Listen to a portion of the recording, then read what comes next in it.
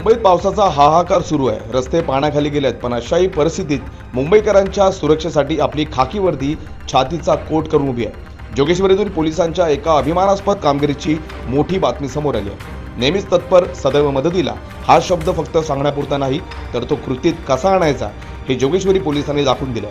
JVLR junction SRPF gate number 2 परिसर मुसळधार पावसामुळे इथे गुडघाभर पाणी साचलं होतं। अनेक रिक्षा पाण्यात अडकल्या होत्या। लहान मुलं आणि प्रवासी जीव मुठीत धरून मदतीची वाट पाहत होते। परिस्थिती अत्यंत गंभीर होती।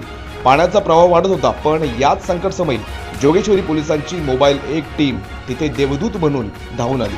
वरिष्ठ पोलीस निरीक्षक शिकलगार यांच्या मार्गदर्शनाखाली पोलीस उपनिरीक्षक कावतकर, हवालदार बोरसे, नागेश कांबळे आणि समीर तडवीसह इतर पोलीस अंमलदारांनी स्वतःच्या जीवाची पर्वा न करता भर पावसात आणि साचलेल्या पाण्यात उडी घेतली।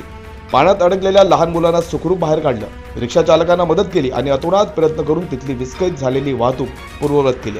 या भर पावसात जिथे लोक घराबाहेर पडायला घाबरत आहेत, तिथे आपले हे रिअल हिरोज खाकी वर्दीची शान राखत लोकांचे प्राण वाचवत आहेत। जोगेश्वरी पोलिसांची संवेदनशील आणि धडाकेबाज कामगिरी पाहून त्यांच्यावर सर्व स्तरातून अभिमानाचा वर्षाव होतोय।